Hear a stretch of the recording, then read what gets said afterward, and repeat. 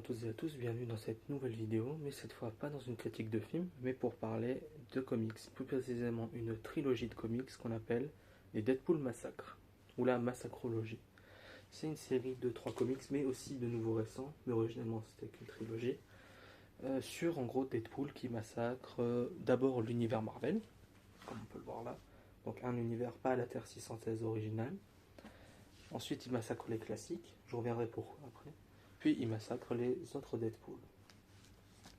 On va revenir sur chacun des comics d'abord, raconter un peu leurs histoires, ce qui se passe dedans, les défauts, les qualités, puis je reviendrai sur la trilogie plus généralement après. Alors attention, c'est pas du tout des critiques comme je pourrais faire pour le cinéma, parce que je m'y connais beaucoup moins en comics, j'aime juste lire et j'aime parfois donner mon avis. Néanmoins, j'avoue que je suis pas du tout un expert comme au cinéma, et encore même en cinéma, je suis pas un expert, juste je m'y connais un peu.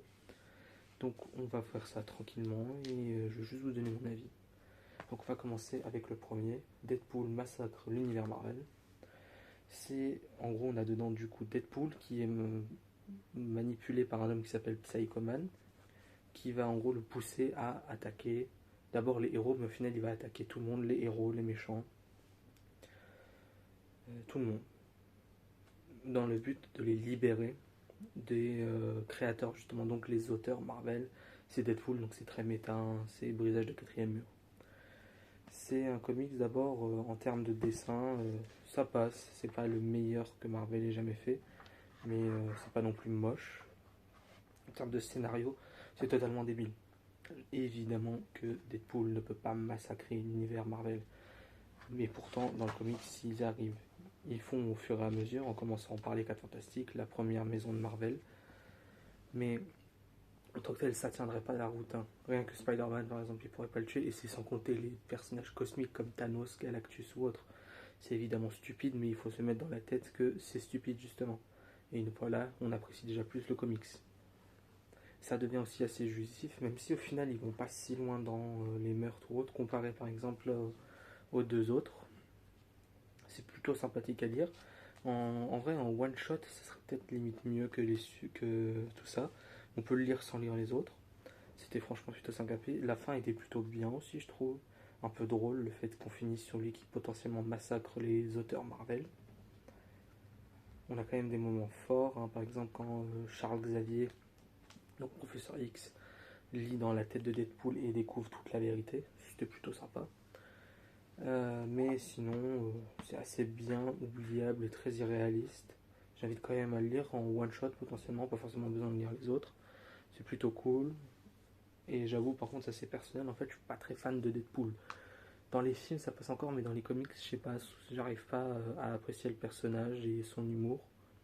Ça doit être, c'est moi, sûrement, mais voilà, je suis pas très fan non plus. Par contre, j'avoue que le deuxième, Deadpool massacre les classiques, j'ai beaucoup plus aimé. En gros, c'est la suite donc de Deadpool massacre l'univers Marvel. Ici, c'est le même qui se rend compte que, en fait, les auteurs Marvel, déjà, il n'a pas réussi à les tuer, mais on renvoie à l'infini les versions alternatives, donc des super-héros. Par exemple, il tue une dizaine et dizaines de Spider-Man, une vingtaine de Iron Man, etc., qui reviennent à l'infini. Donc il s'est dit que pour éliminer tous les super-héros, il fallait éliminer leurs inspirations, les classiques justement. Par classique, on entend des classiques de romans comme Frankenstein, le Bossu de Notre-Dame, Mulan, Sherlock Holmes, etc. Tous ces personnages qui ont inspiré tout plein de personnages après dans l'écriture. J'ai beaucoup plus apprécié celui-là. Pour moi, c'est sans doute le meilleur de la trilogie, justement. Et par déjà le contexte totalement loufoque. Et ce qui se passe, par exemple, dès le début, on a Deadpool contre Moby Dick. Je trouve ça tellement bien. Et le concept marche bien. J'aime bien aussi le dessin que je trouve déjà un peu meilleur que dans celui d'avant. Il marche mieux puisqu'il a un côté plus crayonné, par exemple, qui fait plus penser justement à aux contes de base. J'aime beaucoup aussi les parallèles, justement, où on montre les personnages qui ressemblent à d'autres personnages. Le premier exemple qui apparaît, c'est Vision, qui ressemble à Pinocchio, de par le concept illimité. J'aime pas mal la fin, même si au final elle sera pas très réutilisée dans le Deadpool, Massacre et Deadpool qu'on verra juste après. Bref, pour moi c'est vraiment le meilleur de la trilogie, le plus fun aussi à lire, puisqu'on voit plein de personnages et leurs inspirations. Autre exemple, on a Sleepy Hollow, donc le cavalier sans tête avec Ghost Rider. Bref, celui-là est plutôt bon à lire et j'invite vraiment à le lire. Il était très cool. Enfin, pour moi, le troisième, il est plutôt pas mal, mais reste quand même le maillon faible, c'est Deadpool Massacre les Deadpool. Il était plutôt cool à lire, même si j'aime moins l'histoire.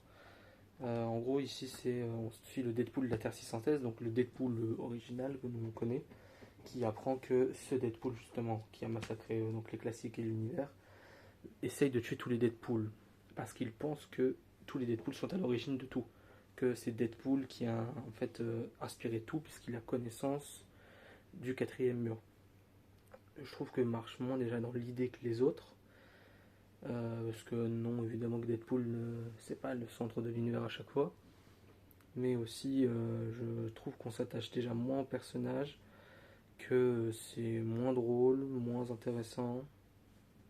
Bref, j'ai beaucoup moins aimé. Même si j'aime plutôt bien la fin qu'ils avaient fait au Deadpool Massacre, justement celui des tomes précédents. Mais bref, je n'ai pas trouvé ça vraiment incroyable. En termes de dessin, par contre, ouais, c'est à peu près pareil, mais je trouve ça moins bien justement parce que c'est un style encore plus classique que par exemple Deadpool Massacre les classiques. Même si j'aime beaucoup par contre toutes les versions de Deadpool qu'on voit qui sont plutôt fun, genre le Galactpool ou le Dogpool, etc. Je trouve ça un peu mieux, mais bon, bref, pour moi c'est vraiment le maillon faible de la trilogie Massacre. Donc voilà, en général, en fait, cette trilogie est pas très ouf. Elle est plutôt fun à lire. Du moins, les deux premiers sont très fun à lire. C'est un concept très drôle qui a été repris d'un vieux comics déjà bien avant avec Punisher, Massacre l'univers Marvel. C'est un concept qui ne marche pas techniquement, mais c'est fun de voir comment les auteurs imaginent tous ces personnages massacrer d'autres personnages, justement. Bien que ça marche pas du tout. Du moins, techniquement, je veux dire. Mais voilà, j'invite quand même à la lire, c'est plutôt rapide à lire, franchement. Puis on passe quand même plutôt un bon moment, même si c'est pas ouf. Euh, bon, bah, ça va déjà être la fin de cette critique, entre guillemets. J'espère que ça vous aura plu. Je vous invite à vous abonner, à liker, à regarder les vidéos précédentes, hein, notamment la critique sur Jim Quinn. N'hésitez pas aussi à vous abonner à mon Letterboxd pour suivre les films que je regarde et que je critique pas forcément sur cette chaîne. Et on se retrouve dans une prochaine vidéo. Au revoir.